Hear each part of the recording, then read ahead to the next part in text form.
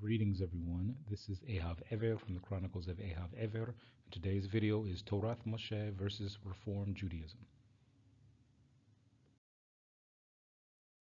So in previous videos, I did a kind of a comparison between the Orthodox movement and Reform Judaism.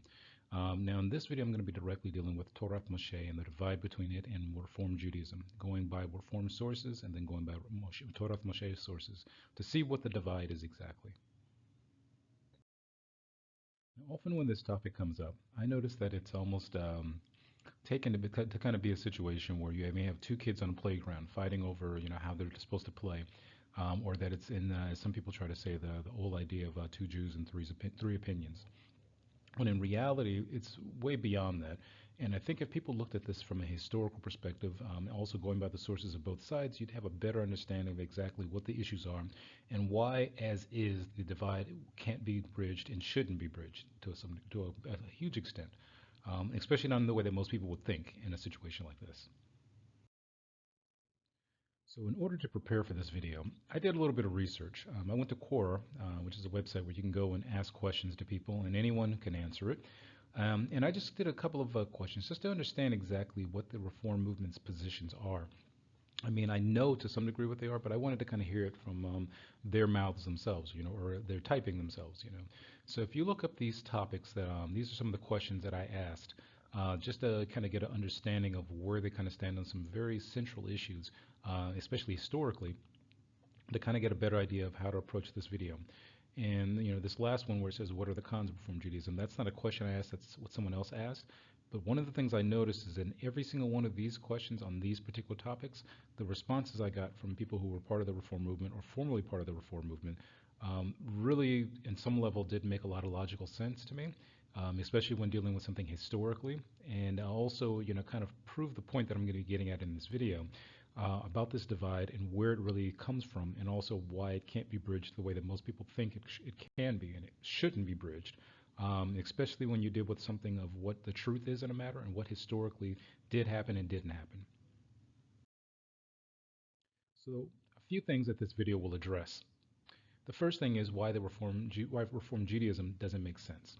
And sometimes I'll get kind of mixed up between saying Reform Judaism and the Reform movement because I kind of consider the two terms to be the same thing. The next thing is why Reform Judaism doesn't line up with ancient or modern Torath Mosheh.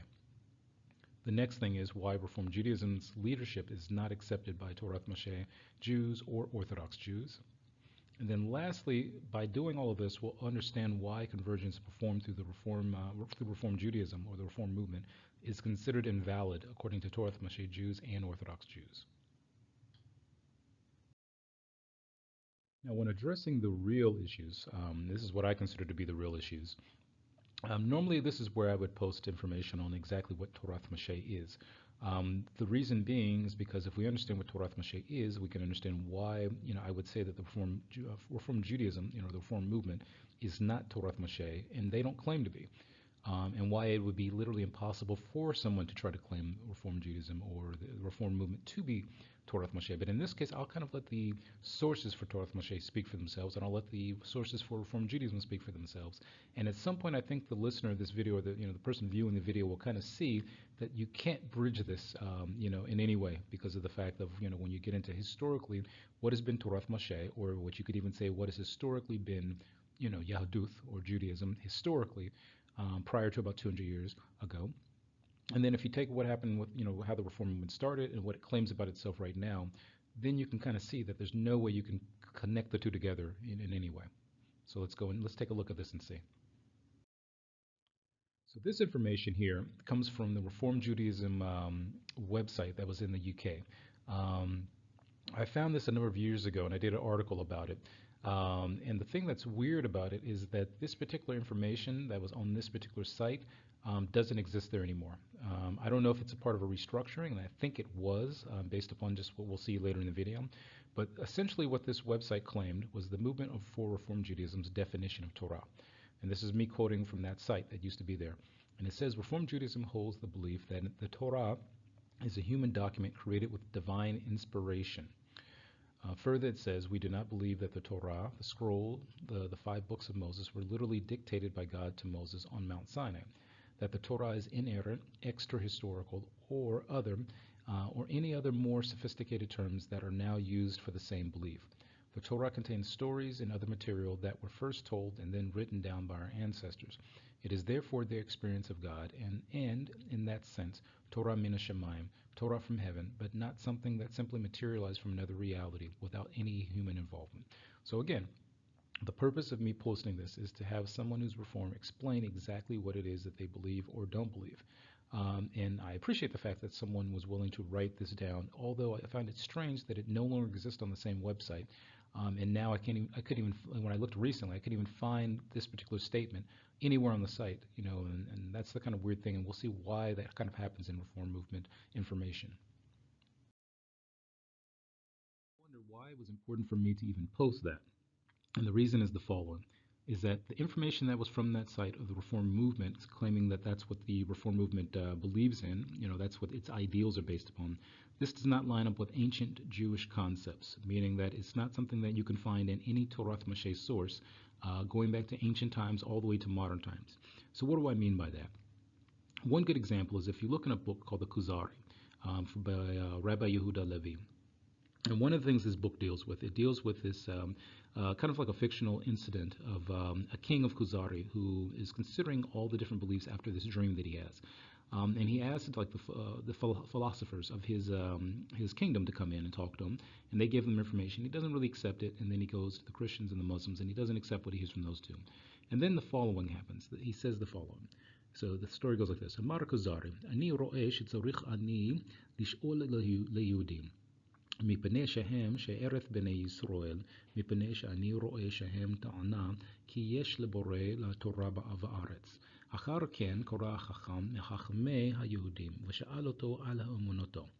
So translating this means that this particular king, this Khazari king, essentially, considered after he had made these conversations with these different, leaders of these different belief systems, he kind of considered, okay, well, let me ask the Jews what it is that they hold by, because they are the remnant of the descendants of the people of Israel, and also, he saw that they had a particular came of the Torah from the Creator in the land, and he, basically called in this particular Jewish scholar. So the next part in the green is the response of this Jewish leader slash rabbi slash scholar that he called him, who in the text is named the Chaver. So it says, Amar lo ha-Chaver, anachnu ma'aminim be'Elohei Avraham, Yitzchak, uYaakov, המוציא את בני ישראל ממצרים באותות ומופתים ובמסות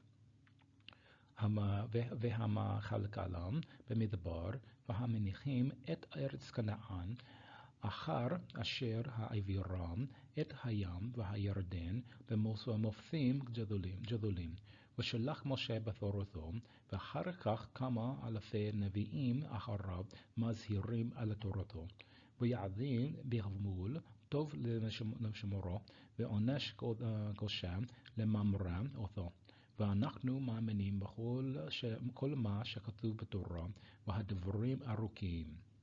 So essentially what this Haver, this leader of the Jewish community that had been called in by this Khazari king, responds with is he says that we, meaning the people of Israel, the Jewish people, we hold by the word ma'amenim often is translated in modern Hebrew as to believe, but this is not belief. Emunah in Hebrew, ancient Hebrew, actually means to hold by or believe in something that has a proven track record to be true. Meaning that if someone were to say, okay, I know that my parents are my parents.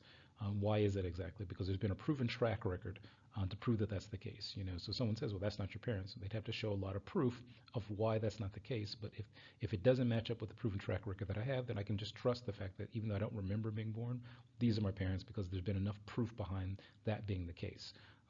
Some could say, well, I know there's water in the ocean. Even if I haven't been to the ocean, there's enough information for me to say that's a valid situation. So what he says is that basically what Jews hold by is that the mighty one, the Elohei of Avraham, Yitzchak, Yaakov, he brought out the people of Israel from Mitzrayim with all kinds of signs and wonders, and that he provided for them in the Midbar, in the desert, in the wilderness, and that he basically gave them the land of Canaan, and after that, basically he had brought them across into the Yarden, and showed them all kinds of signs there. And one of the things it mentions here specifically in the red is that the creator of all things sent Moses, with the Torah. Then after that, he sent lots of other prophets, Nevi'im, to warn the people to like basically keep the Torah. And then it goes on and says that those who keep the Torah, are provided for by the Creator, and those who don't keep the Torah are punished in a sense. And then or receive a type of punishment, because again, we talked about this in a previous video of what exactly means to have a punishment come from Hashem. And he goes on to say that of anachnu, meaning that we, the people of the Kahal Yisrael, the people of Israel, hold by all that's written in the Torah, and it's like basically it's a long story. So here you have a complete contradiction of what the Reform movement holds by. This is someone who wrote around the time, if you look at the top dates, from 1139 to 1140s when this was written, and it basically covers information that predated it, by a couple thousand years, so on and so on, which we'll see later on in this video. So here is something that's really interesting. This comes from the Reform movement's website here in Israel. Now, what I find interesting is that the Reform movement in Israel didn't really start picking up within I would say, in the last 20 years or so. Before that point, there really wasn't a Reform movement here. Even to this day, the Reform movement in Israel is not like that really well known or even respected for the most part. Most Israelis, if they're going to if they don't believe in like the Torah, if they're like secular, for example, or only do things every once in a while, they're going to usually go to like family synagogues, family community places. So let's say you have a Moroccan Jew who doesn't really do Torah on their own, but whenever they go visit their family, they're going to go to usually a Moroccan synagogue. They're not going to look for a Reform synagogue. That's just, for the most part, most Israelis don't do that. Usually the people who do, maybe people who are kind of disconnected from any kind of family cultural situations, so they may come from one or two generations of people who don't keep the Torah. But there's a couple things here that I found really weird about this website, because it seems to present information completely different than what you find on American or even English, I would say, Reform websites. So the first part that I found that was weird is there's a section at the top that's highlighted, and they talk about this disconnect between the Reform movement, which they call them the basically Yahudut Mitkademet, like almost like almost like saying it's like a modern type of like Judaism, or like a progressive kind of Judaism. I think that's probably the better word in English for Yitkademet. So they're kind of saying that okay, that's also known as Reform movement, but it's it's the progressive Jewish movement, and they like kind of talk negatively about the Orthodox Orthodox Jews in this particular part of it, and they talk about how essentially they kind of like let people decide for themselves, or promote that people decide for themselves, like how they're going to do what's in the Torah, or if they even do it at all. Now, the thing that's really weird that I find is that in the second highlighted section, it says the following. It says, היהדות המתקדמת חוזרת אל היהדות ההיסטורית כפי שנתקיימה כמעט 1,500 שנים. הרושם כאילו האורתודוקסיה היא אשר שומרת את היהדות האמיתית מאותה בעיקרו. So they seem to be saying that there, as this progressive movement of Judaism, that they have somehow returned back to a Judaism from prior to 1,500 years ago, which is really strange, because the Reform movement's only about 200 years old, and even the Israeli Reform movement, they don't do things like Jews were doing 1,500 years ago. So their claim here seems to be kind of strange. And it's something that I couldn't quite understand where they would get this idea from, that they are somehow returning back to a type of Judaism. But I think I kind of understand where it's coming from, but either way, it's still like something that's not true. And that's what it basically made me say, like, wait a minute, what? When I read this, and I every once in a while I still read it again to make sure I'm understanding that that's what they're trying to claim here. But it's really weird, that type of claiming. I would love to be able to talk to someone and try to figure out where they get this idea from. But I've noticed that when I ask Reform Jews the kind of questions that will come up in this video, they don't normally answer them, or they kind of think that I'm trying to argue with them about it, and they don't give clear answers. In some cases, I think it's because they don't know. They don't have an answer for questions. So again, this is the proof that disproves what is mentioned on that site. Essentially what it talks about here in the Union of Reform Judaism, which is the American Reform Judaism site. They state that their earliest history comes from about the 1600s, And essentially, it began in the late, it says on the left side, the late 17th and 18th centuries, the Enlightenment. Jews began to acquire rights as citizens in the European countries in which they lived, enabling them to dress as their neighbors did, study in public schools and universities, and pursue the occupations they desired. Now, on this site, that's the first bit of information in the historical map of the Reform movement. It doesn't connect itself to anything prior to that. It doesn't connect itself to something that was like 1,500 years ago, to David HaMelech, the king of Israel. It doesn't connect itself to Moshe Rabbeinu, the Torah, anything like that.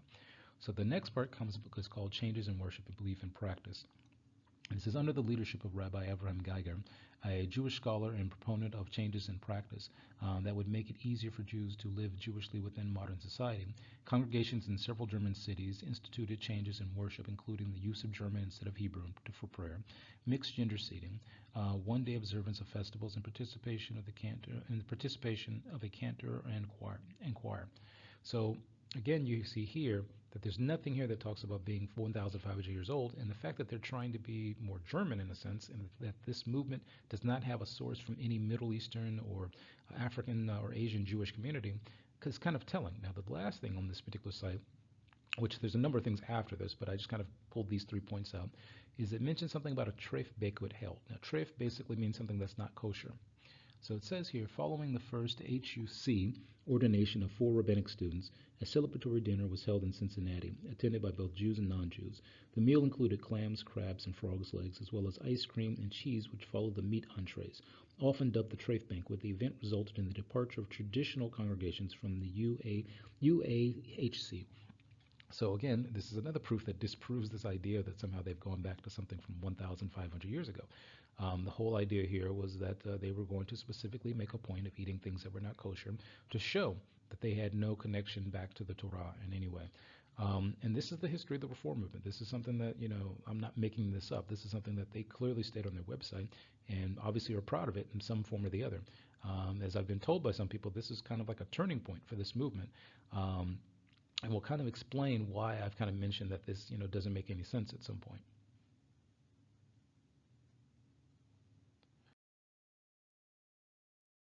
So going back to the idea that it doesn't make sense, it's kind of like the idea that some people have that, for example, that 2 plus, 2 is actually 5 and not 4, or it's 3, or things like that, or 1 plus 1 is not really 2. And there are people who come up with these kind of complex equations on how to prove this, but in practicality, if I have 2 of something and another 2 of something, I can't end up with 5 of it, especially when I need to know. I mean, it'd be like someone saying, give me $2 and $2, and that'll give me $5. No, that's not going to give you $5 at all. That's only going to give you 4. Um, and that's why I say that at some point the mental gymnastics that are needed to like accept things written by the Reform movement, people trying to defend it, don't make any sense at all, and it would make more sense to not do the stuff that they do, or not even be Jewish, based upon the things that they use to try to prove their points. And you'll see what I mean in just a second. So when you try to explain what the Torah says, there are certain things that are 100% forbidden, but yet you have people who will say, okay, well, these things are now forbidden. Well, it doesn't make any sense. And you look at, okay, someone who says, okay, well, these things are perfectly fine, but again, the Israeli Reform Movement site claimed that this stuff goes back 1,500 years, and it does not at all.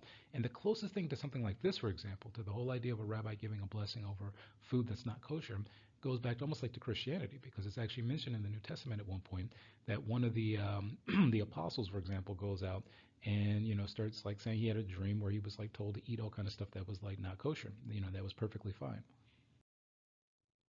So the best way I could describe this from a Torath Mosheh perspective is this is something that we would call the Erev Rav Mentality. Now, why do I say that?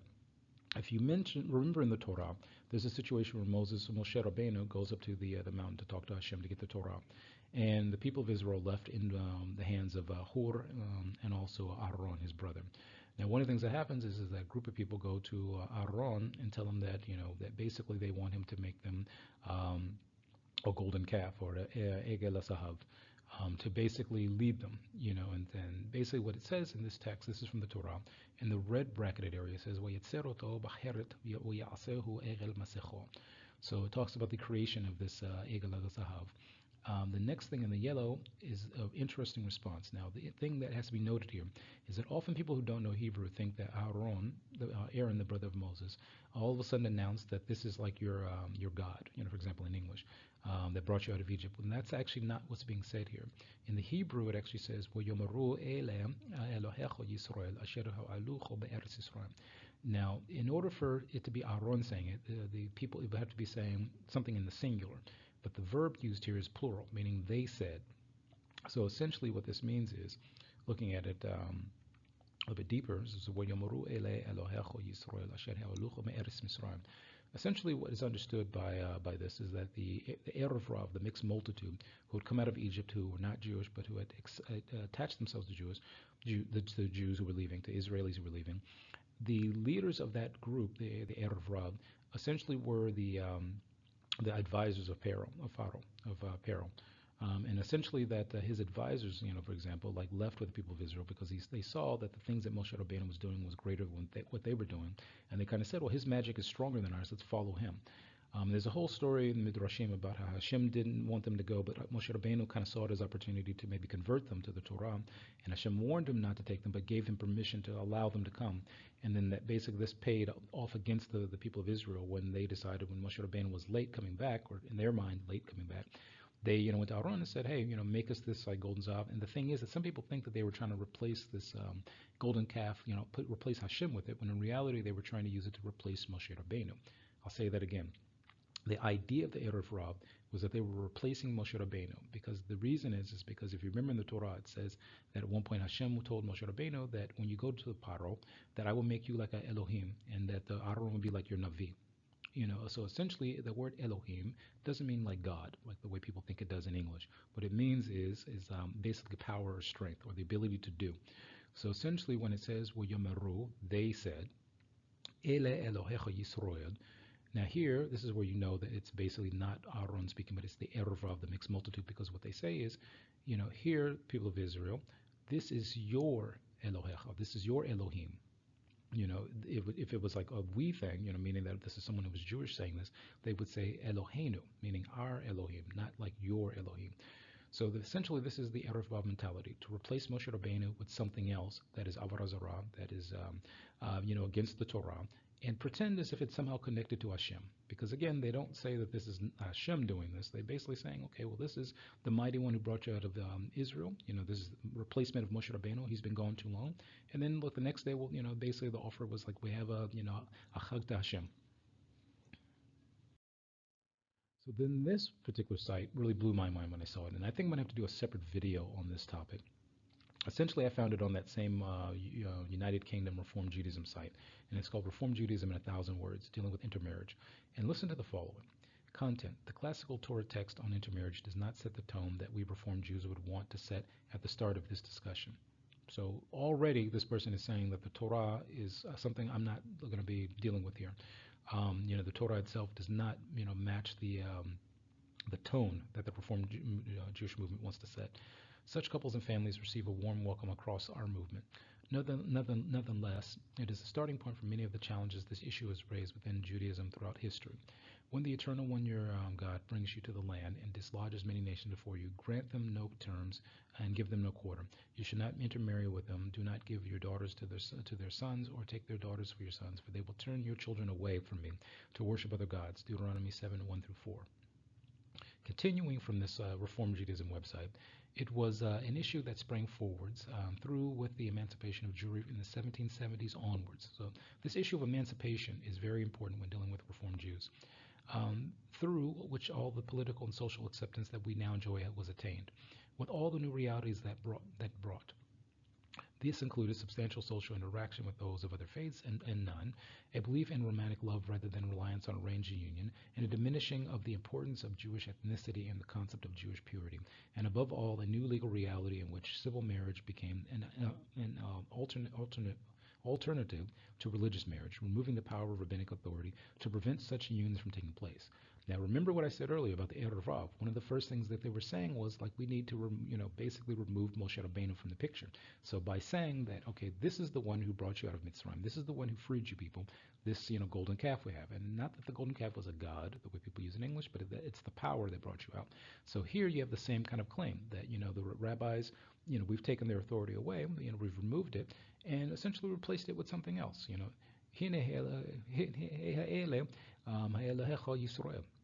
It's the same kind of statement.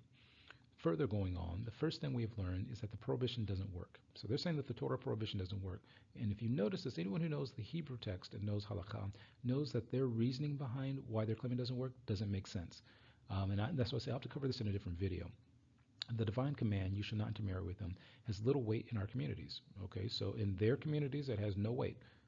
So they might as well say that Hashem has no weight in their communities. It doesn't matter if Hashem gave this or not. Being against intermarriage, as parts of the Jewish world are, doesn't make it go away. And that's also not the point. The point of the mitzvah is not to make intermarriage go away. The point is, to basically deal with a certain reality of how the Torah is supposed to be kept and how the Torah is supposed to be done, and also the reliance on Hashem, as well as the connection to Hashem. But again, that will have to be another video because there's other issues involved in it that this person doesn't talk about here. The link between the upbringing of and who we marry is not straightforward. Actually, it is. Depends on what your, I would say, allegiances are to. A person who, for example, decides I'm going to marry someone who follows, the legal system that I live within, is different than someone who says I'm going to marry someone who, doesn't hold by the laws of the nation that I live in, doesn't hold by the culture that I live in. I'm going to marry something completely outside of or opposite to it. But again, that's a different situation. As the American Rabbi Lawrence Kushner writes, we now have enough data to say categorically that there is simply no way to stop Jews from marrying non-Jews. Fierce rabbinic bans are risibly ineffective. Insulting forms of covert ostracism only make us look xenophobic and weak. Now, here's what's interesting. I've met Reform Jews who end up being xenophobic and weak in the way that this person is talking about. I've met Reform Jews who say some racist stuff, as well as have views of people who are not Jewish that are very demeaning. And have this idea that they're somehow chosen people even if they don't keep the Torah. I've met a number of people like that, and also when you think about it, there are people who say that the fact that a state of Israel exists is xenophobic and weak because of the fact that people say, well, how can you have a Jewish nation in the Middle East that doesn't allow Arabs to be president, be prime minister, to vote in a certain way, be a certain way, and that's what I say. It becomes one of these things that it gets kind of weird when you think about what the logic that's being portrayed here says. Further, he says, we have learned something else too, and perhaps more importantly, that the passage from Deuteronomy, as well as being ineffective, is also just plain wrong. The reason it gives for the prohibition, they will turn your children away from me to worship other gods, is not accurate. Now, here is the big kicker. If you were to say that the word God means what people means in English, then you could maybe make a point about that. But the word Elohim does not mean what the word God in English means. And in fact, everything he just noted is essentially the case of what the Torah is talking about.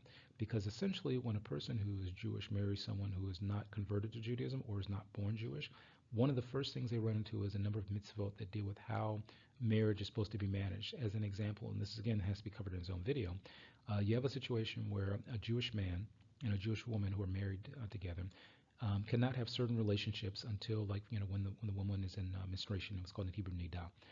And essentially she would have to go to a mikvah when she finishes that period, and there's the halachot Jewish law about how that's done. Now, one of the things is that for someone who's not Jewish, there are no mitzvot concerning that matter. So a person who's Jewish who marries someone who's not Jewish is not following the Torah correctly in that instance because of the fact that their wife, for example, if it's a woman, can't go to the mikvah, because even if she did, it doesn't mean anything because she has no mitzvah to do such a thing. So by him being with her, he is essentially going against the will of Hashem and replacing Hashem with another Elohim. And that Elohim could be himself. It could be his Reform rabbi. It could be the person who wrote this information, or it could be the Reform movement. Someone says, okay, well, I don't want to follow the mitzvot that Hashem gave. I want to do something else. Well, the minute a person says that, that's following Elohim Acharim. That's following other, in English you would say other gods. And again, taking away the idea that a god is a deity or something in the sky and all that kind of stuff. The idea being it's any power that you give power over the Creator. So essentially when a person says, I want to do away with this mitzvah where I can't marry this person unless they do A, B, C, and D first. So therefore, in order for me to do what I want to do, I'm going to push away Hashem, push away the Torah, and find some loophole The loophole is the Elohim Acharon. The loophole is your other God in this situation. So this particular marriage has caused the person to do the opposite of what the Torah says. And that's why when I read this, I was like, wait a minute, what? And that's why I said, that's why I've got to do a video about this, because there's other things that have to go into it and I have to show sources for it. So one of the things that's interesting is the prophet Yeshayahu, Isaiah in English is called. There's a particular part of the Torah, of his writing, of not the Torah, but his writing, where he mentions the following: Hoi ho'omorim le'ra tov ve'tov ra, samim hoshech le'or ve'or hoshech, samim mar le'matok u'matok le'mor, hoi hachumim be'enehem v'neged benehem v'novenim, hoi jevorim le'shtot yayin v'anshe hayil le'smoch se'ashechor matzdike roshan. Ekev shohad tzidkat tzadikim uyosiru mimenu. So essentially, what he says here is that it's almost like saying, "Oi, how horrible is it when you have someone who says that something is good is bad and something that is bad is good, or the reverse. How bad is it when you have someone who says the darkness is light and the light is darkness? Who says that for example, the bitter is sweet and the sweet is bitter. Oh, how horrible it is that you have someone who is like wise in their own eyes, and essentially confused. Oh, how bad is it that you have someone who is supposed to be strong, who drinks wine, and who's supposed to be, a person who has like strength and power, who, gets drunk, Basically, essentially, it's like saying that, that someone who is a rasha, someone who is losing at the Torah more than they're winning, is proclaiming themselves to be winning, and, that basically it's like they've taken a bribe in a sense, and this is the situation that he's describing, and this is 100% what we're dealing with in this circumstance of the things that are being written from the Reform movement, for example, Reform Judaism. So let's deal with the Reform Judaism claims. If the Reform Judaism claims, are true, then we would have to say that they are completely foreign to Torath Mosheh. They are not Torath Mosheh in any way. We would further have to say that these claims seem to change like the weather. Again, and not for like reasons that are historically accurate or reasons that make logical sense. Just I don't want to do this. I don't like doing that. I want to move away from it. Let me change this and let me move it around this way and approach it and claim it to be something that it's not. And basically, the Reform Judaism claims are a result of their attempt to distance themselves from the accurate Torah that Hashem gave at Mount Sinai for the sake of being like the nations. So then the question that someone may ask is, well, what do the three most ancient Israeli communities say in terms of these areas of the things that the Reform movement has mentioned? What kind of, or if the Reform movement is somehow gone back 1,500 years, let's go to like the most ancient Jewish communities that still exist today, who can connect themselves back to like the Torah being given at Har Sinai. That is, first of all, Jews who hold by Torath Mosheh, Karaites, and Samaritans. So if we go by Torath Mosheh sources, essentially what we have is, if we start in the Mishnah, being one of the most ancient sources outside of the Tanakh, the Hebrew Tanakh, for what how to understand the Tanakh. One of the things it says in Masechet Avot, Perek Aleph Aleph, is Moshe Kibel Torah Sinai, and essentially what that translates into is that Moshe Rabbeinu, Moses, received the Torah from Hashem. So that's a pretty clear statement. And we notice that the thing that was written by the Reform movement person is completely against this idea. So it means he's against the information in Masechet Avot, and there's no way he can connect himself to that based on that statement. Further in Masechet Sanhedrin, Perek Yud Aleph, Daf Tzadi Aleph in the Mishnah, it says, Kol Yisrael Yishem Helek Le'olam Haba, Shene'amar, U'amecho Kulam Tzadikim Le'olam Yerushu Oretz Nesar Meta'ai, Ma'aseh Yodai L'Hitbayer. And continuing the green section that's red, ואלו שאין להם חלק לעולם הבא, האומר אין תחיית המתים מן התורה ואין תורה מן השמיים ואפיקורוס. So essentially what this translates into is that the first part says that all of Israel has a place in a section or a particular chilek in the world to come. And it basically quotes like Yeshayahu Samech to make this statement, and that the people of Israel are all tzaddikim. But then it gets into this issue of describing those who are not a part of this description of having a place in the world to come. And it says that, in the red section, what's occurred by green, and it says that these are the people who don't have a place in the world to come. The first one being those who will say that there is no resurrection of the dead, from the Torah, that the Torah doesn't, talk about it anywhere or even allude to it. And the next section, and the last part being the last part in red, says Ein Torah min Hashemayim ve'epikuros. So a person who says that the Torah didn't come from Hashem, meaning that min Hashemayim, is an epikuros. Also those people have no place in the world to come.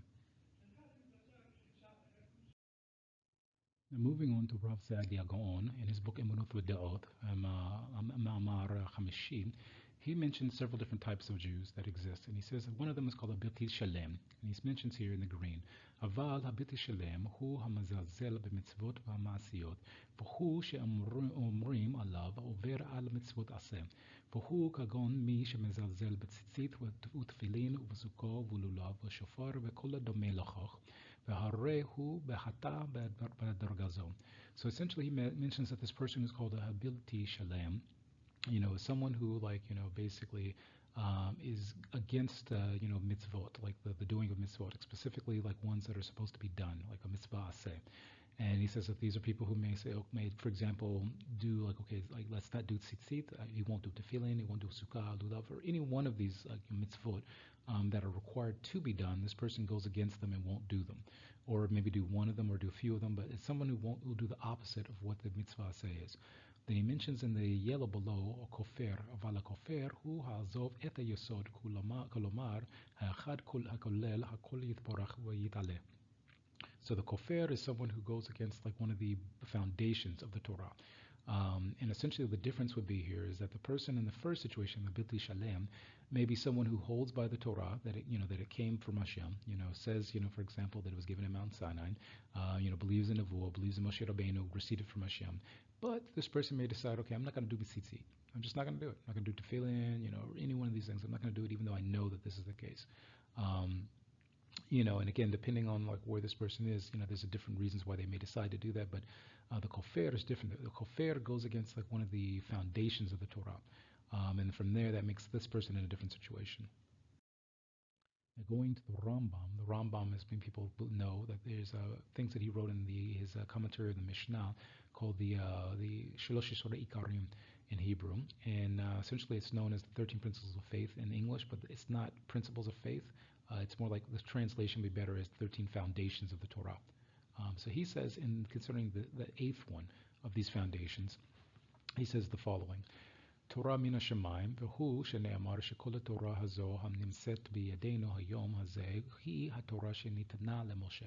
So the first green section, he says that the Torah that was from Shemaim means that the Torah that we received, like that we have today, is the same Torah that Moshe Rabbeinu received from Hashem. And essentially, that's pretty clear. And in the red section after that, he says, "V'shahi kula mepi hagavura." So essentially, what he's mentioning here is that comes from Hashem. And in the next green section, he says, "Kalomar shehagia alav kulo me'et Hashem hagia shekorim oto ava derech shala dibur." So essentially, what he's saying is that this is, directly from Hashem. And that's just like, how Moshe Rabbeinu had a direct connection with Hashem, so that anytime he, needed to talk to Hashem and Hashem talked to him, he didn't have to do any kind of preparations for it. He was always in the state to receive the Torah from Hashem. So the next yellow part says, "V'lo na'aseh man Hashem atzlam kofer uvoker yoter mikol kofer acher ela lepi shachashav sheyesh b'Torah toch kalpa." ושאלו התאריכים הסוף הסיפורים אין תועלת בהם ומשה מדעתו אמרם. So essentially what he's comparing is like someone to this kingdom in Hashem who is a kofer to the Torah, who will say that, for example, that the stories and the dates and all that giving in the Torah came from Moshe Rabbeinu, that he made it up himself. And then the next thing is that, and basically he's saying that person's a kofer into the Torah. Who goes against one of the yisods, the foundations of the Torah. So he says in the red further, it says, "V'zehu inyan ein Torah min ha-shamayim amru shehu ha'omer shekol ha-Torah kulo mipi HaKadosh Baruch Hu chutz me'pasuk echad shelo amru HaKadosh Baruch Hu ela Moshe mipi atzmo v'zehu ki diber Hashem bazeh ta'aleh Hashem mema she'omrim ha-kofrim." So essentially in the red section, what he's saying is the Kofrim in this situation will even say that, for example, like all of the Torah may say that all the Torah came from Hashem except for one line. That one line Moshe Rabbeinu made it up himself. This is a Kofir. This is someone who, goes against one of the basic foundations of the Torah. Next, the Rambam, further in his book called the Mishnah Torah, in Hilchot Teshuvah, mentions the following. It says, "Shloshahim nikora'im ha'apikurusim." There's three types of people called Jews called apikurusim. And he says in the green, Haomer she'en sham nevuah kalal. So the person who says that there is no such thing as like nevuah, there's no prophecy. In the next part he says, Wa'en sham amidah shemegia me'abore lelev b'nei odam. So there's no information that Hashem gives to people, to human beings. And he says, Mahamachish anevuato shel Moshe Rabbeinu. So someone who, speaks against the prophecy of Moshe Rabbeinu, or basically is like saying that there is no prophecy from Moshe Rabbeinu. So someone who says the Creator doesn't know what people do. So he says that these types of people, these three types of epikuros. So next he says in the next part, where the yellow is, says Shlosha hema kofrim b'Torah. So these three are the kofrim of the Torah. האומר שאין התורה מעם השם, אפילו פסוק אחד, אפילו טבע אחד, אם אמר משה אמרו מפי עצמו, הרי זה כופר בתורה. So someone who's a kofir to the Torah, in the Torah, is essentially someone who is saying that, for example, that Moshe Rabbeinu wrote this one line of the Torah, that Hashem didn't write it, which if you think about it, it doesn't make sense that Hashem could give the whole Torah or most of the Torah, and then somehow there'd be one line that Moshe Rabbeinu would add in himself. It would make more sense that the Creator told him to add all this in, and here's the boundaries. So anyone who's doing the will of Hashem would of course follow the boundaries. Hashem would know that the person's not doing it. And he further says that anyone who says that even like any section of it, or even the understanding of the Torah, came from Moshe Rabbeinu himself and didn't come from Hashem, that's a kofir b'Torah. Further going to the Ramban that we just went through, Rabbi Moshe ben Maimon, Rambam, now the Ramban, Rabbi Moshe ben Nachman. So he says, Ramban ala Torah min hashamayim, Moshe Rabbeinu katav ha-sefer hazeh im Torah kula mepi shel HaKadosh Baruch Hu. So he repeats the same thing, that the Torah came from Hashem, that Moshe Rabbeinu just simply received the Torah from Hashem in the green. In the yellow now he says, Avala divrei Omer, Torah chatuma nitana, nichtav lahakol b'shnat arba'im shenitztawa. So essentially at the 40th year when Moshe Rabbeinu was about to pass away, that's when he wrote the entire Torah. So he says in the red, وَدَبَرَ لَهِمْ عَلَى مَوشَى اَتْ كُلَّ دَبُرِمَا إِلَى لَمُور. That's his proof behind that also, besides the Masorah that says that that's the way it happened. So in the green he says, אבל היה העניין נכתב סתם, מפני שלא כתב משה רבנו תורה כמדבר בעד עצמו. So Moshe Rabbeinu didn't write any of the Torah on his own. And he says here, something that's interesting. He says, "Ein tzorich lamar l'ilato shel Moshe Rabbeinu kamo sheba lanu b'Kabbalah, shehaita katuva be'esh shechora al gabe esh levana." So essentially, what he's talking about is when Moshe Rabbeinu was in Nevuah, Hashem was giving him the Torah. It's as if you could say, like for example, that Moshe Rabbeinu saw like the words in black fire and white fire, and then it says in the green, "Hine Moshe kol sofer ma'atik."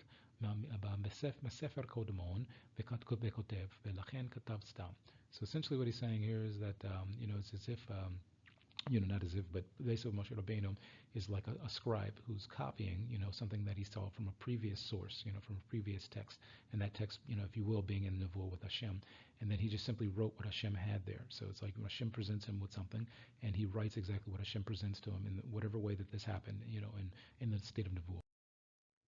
Now, the next thing I did was I went to the Karaites to see exactly what do they hold by. And interestingly enough, if you look on one of their websites here in Israel, they have the following that says Ikronota Amuna, so the foundations of their knowledge base of how the Torah come about. So basically it says here, Metoch HaTorah HaNevi'im HaKetuvim Lomdu HaChachamenu Alahem HaShalom Ma Hem HaShkafot VaHamunot VaHamachaziyot Shehen Basis HaEmunah HaYahudut ניסיון לגבש כללים כאלה היה קיים גם ביהדות הרבנית.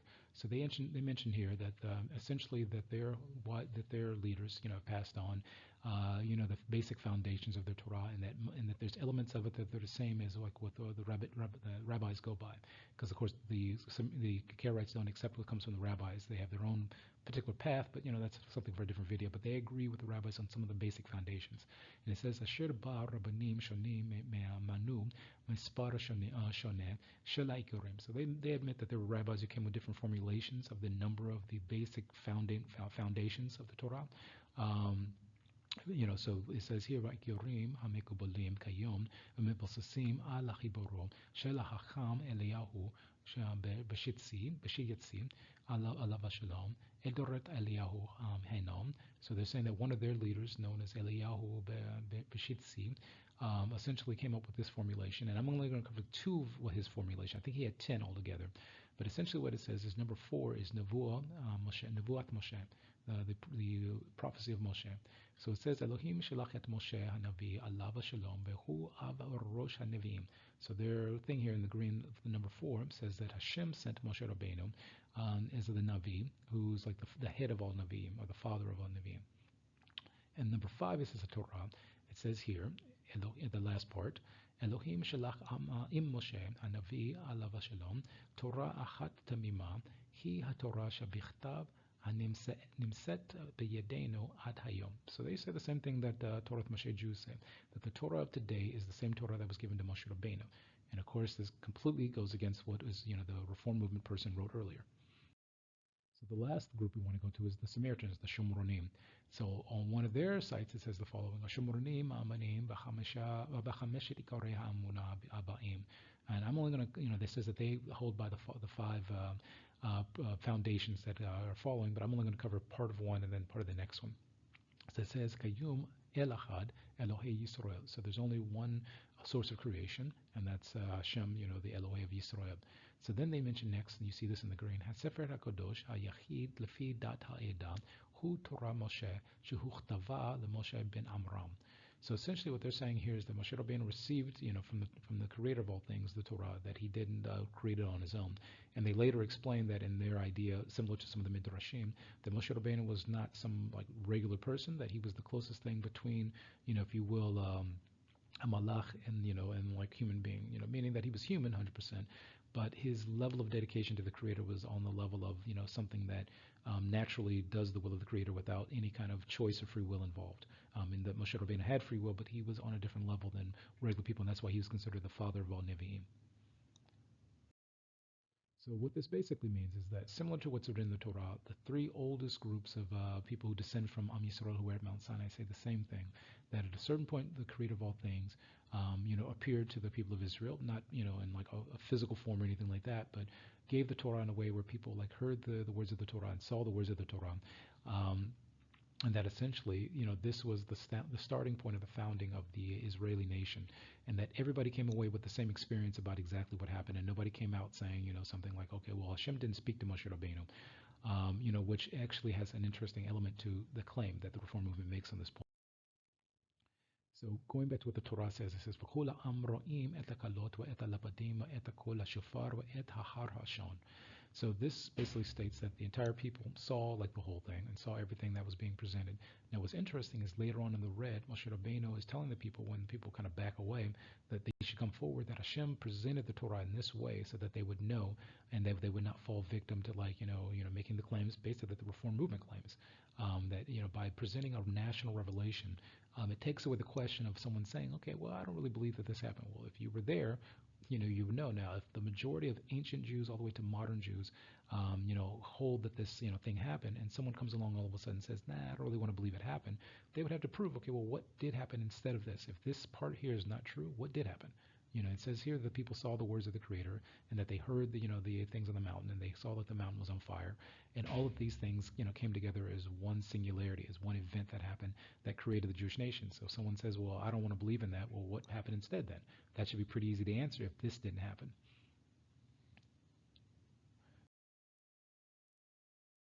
So essentially what this means is that when you're dealing with something that's Torath Mosheh, there are types of people you can go and look and say, okay, this is a Torath Mosheh community. This is something that I can connect to this ancient, claim of a national revelation that goes back thousands of years. Anything that doesn't look like this or doesn't match it is something that's, basically foreign to the Torah and is not connected to it, and is just someone making things up, if you will. And further to this, in the Torah, there's a particular part in Parashat Korach, where Moshe Rabbeinu is being accused by an individual named Korach, who was from the Levite tribe, the Levim. The claim of Korach was that Moshe Rabbeinu was basically making stuff up. That he had put himself and his brother Aaron in a position of leadership that he wasn't supposed to be. And basically what happened is that Moshe Rabbeinu is, kind of, hurt by this, and he basically makes this challenge and says the following: "Yomer Moshe, b'zot teda'un ki Adonai shalachani la'asot et kol ha'ma'asim ha'ele ki lo melibi." So this contradicts the Reform movement because here Moshe Rabbeinu specifically says that, we'll have to have a proof here that none of the stuff that I'm talking about comes from me, that it came from Hashem, that Hashem sent me. And then basically the challenge he gives later is that if Hashem didn't send me, these people will walk away and be perfectly fine. Anyone who's with Korach, you stand with them, and if you're not with them, you back away from them. If the earth, opens up and swallows them in, and they just go straight down there all of a sudden, then you'll know that Hashem is the one who sent me. But if that doesn't happen, you'll know Hashem didn't send me. And then immediately, explain that it did happen, exactly what he said. So the thing is that the Reform movement's basically, calling out Moshe Rabbeinu on this, saying the same thing that Korach said, that, hey, you didn't receive the Torah. You didn't get any of that stuff. You just made that stuff up on your own. And this goes back to what we mentioned earlier, this whole idea of someone trying to replace Moshe Rabbeinu and saying, okay, so the Reform movement talks a lot about, in some of their documentation, about being free or emancipation. And essentially the idea is that they were emancipated from keeping the Torah in their own belief, and that they want to present this to other Jews to say, hey, you're free from the Torah. This is your new Elohim. This is your Elohim. This is not ours. This is yours. And this is what brought you out of all the challenges you've had. Not that Torah stuff, not that Moshe Rabbeinu, not the rabbis, not any of that stuff, but this new thing that we came up with. So when we think about it, we go back to what I originally started with, this whole idea, and we reread what this person has written and how it completely contradicts anything that has existed amongst Torath Mosheh communities for thousands of years, and how essentially it only started when there were Jews in Germany who wanted to be a part of the German culture. And you think about, well, what was the result of that? A couple hundred years later, or less than a couple hundred years later, you had a very difficult situation that happened in Germany where people were like, okay, anyone who has Jewish ancestry going back here, here, and here, that's it for you. And it's like, okay, well, wait a minute, where is this thing of joining their culture and then everything would be perfectly fine, and going back to this idea, one of the things I find interesting is that if the Reform Judaism claims are true, then you would have to say that authors of the Tanakh were all false prophets. Why do I say that? Because there's a definition given in the Torah for what a false prophet is. It says in Devarim, Perek Yud Het Ukaf Bet, that Acha Navi Asher Yazid Ledaber Davar Bishmi, Eth Asher Lo Tziviti Ledaber. So essentially, if someone were to rise up and say that Hashem told them something that Hashem didn't tell them, immediately false prophet. Immediately false prophet. If Hashem didn't say it, Hashem didn't tell you to say it, false prophet, because it says Asher Yedaber, B'Shem Elohim Acharim Umet Hanavi Hahu. So essentially, remember how we said that Elohim doesn't mean gods, it means just strength or power, or in Elohim, the term, as I've mentioned in other videos, can be used for people, it can be used for the Malachim, it can be used for anything that has strength or power, or people consider to have strength or power. So when it means Elohim Acharim, it means any other power that someone takes and tries to replace with the creator of all things, Hashem. So essentially, a person who claims that Hashem told me to write something down or told me to, this is the Torah, and the Torah is written from the perspective that Moshe Rabbeinu says this is what Hashem told me to do. If someone were to say that and he was lying, then he'd be a false prophet according to this definition. Because it says in the other green part, Asher yedaber hanavi b'shem Adonai, v'lo yeh davar v'lo yavo hu davar, Asher lo dibro Adonai, v'zadon dibro hanavi lo tagor mimeno. So you're supposed to separate yourself from a person like this. This person is supposed to be completely separated from the people of Israel. So that's why I say it doesn't make sense based upon the claim of Reform Judaism that if the Tanakh was written the way that they claim it was, you have to get rid of it. You'd have to get rid of it and replace it with what really did happen historically. So this means that in retrospect, you have a situation where Reform Judaism is based upon the idea of being like the nations. It has nothing to do with the Torah. It has nothing to do with Hashem. It has nothing to do with what the truth is. Because again, I asked a lot of questions of people who Reform to understand what their positions were, and a lot of them didn't make any historical sense. I had people telling me that the Torah was like Santa Claus. And I'm like, but there's no connection between Santa Claus and the Torah. I mean, if Santa Claus is what you're saying this is, then Santa Claus is something different. Christians, for example, don't claim Santa Claus as a national revelation. And then the person tried to reinvent what they were saying. And then I was like, okay, that didn't make any sense. I asked another person, they seemed offended that I even asked the historical question of what does the Reform movement say happened instead of the giving of the Torah at Mount Sinai. The person got offended. It was really weird that you ask just basic historical questions of, well, how did this happen and what historically did happen and how did Jewish people start if the Torah is not correct, and you can't get clear answers on it. And in the other direction, you have Torath Mosheh in Orthodox Judaism that is, faced towards, the Torah of Hashem. Now that doesn't mean that there's no problems amongst the Torath Mosheh community or Orthodox Jewish communities. I mean, because we're in exile still, even those of us living in the land of Israel, because of the fact that we don't live in a malachut that keeps the Torah.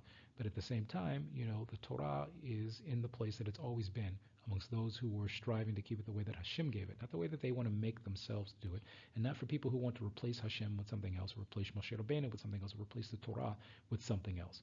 Um, and this is an important thing because, again, as I mentioned in the other video, if what they're saying is true, you would think that they would change the text to represent what historically did happen. And people complain when I ask that, but I was like, wait a minute, the Reform movement has changed other things to what they wanted it to be. They did it in their prayer books. They took out originally the part about the land of Israel and returned to Israel, and then they replaced it later on, when Jews actually were living in Israel. So this always goes back to something that I mentioned, I think, in one of the other videos too, that in the prophet Yeshayahu in 8:20 of the prophet Isaiah, what he mentions is the following. He says, "La Torah u'lehifuda im lo amru kadavar hazeh asher ein lo shachar." So essentially, what that means is that to the Torah and to the revelation of the Torah or the Teudah, the identifier of the Torah, if something doesn't speak like this, then it has no dawn in it. It doesn't transition from darkness to light, from night to morning. So in conclusion, what you have is a situation here where I've hopefully explained this to the best of my ability of why Reform Judaism does not match the standard of the Torah and how it doesn't make any sense. And this also will explain why conversions to the Reform movement are not accepted by Torath Mosheh Jews and Orthodox Jews. Now the good part is that if a person did make the mistake of converting through the Reform movement, they could easily go to a Bet Din, a judicial council, a court of three Jewish rabbis, Orthodox rabbis, and be able to tell them, okay, look, I made a mistake. I would like to do this the right way and follow the will of Hashem, and not just simply follow some organization that is trying to distance itself from Hashem. If a person were to do that, there's a number of bet deans that would accept it. Of course, they would have to go through the process, from start to finish, the way that the halakha defines it. But the issue is that this explains why there are some situations where even some Jews who reform, depending on how their parents got married, are not always considered Jewish, because again, the definition from the halakha, from the Talmud all the way down, is that there's two situations here. You could be biologically Jewish, and you can easily not be a part of what's called Kalal Yisrael, meaning the community of Israel that keeps the Torah as Hashem gave it, which would also mean you're not a part of Kahal Hashem, the community of people who keep the Torah as Hashem gave it. Fine, a person's biologically Jewish. Fine, that's great. But at a certain point, if the person's not keeping the Torah, that doesn't really mean much, because as Rav Saadia Gaon mentions, that essentially the nation of Israel only exists because of the Torah. There is no other reason for there to be a nation of Israel, and it doesn't have to exist. And that's maybe a topic for another time. So basically, thank you for listening to this video, and I hope the audio came out. If it didn't, it's because I'm trying out new microphones. So I hope everything went well. Take care. Bye.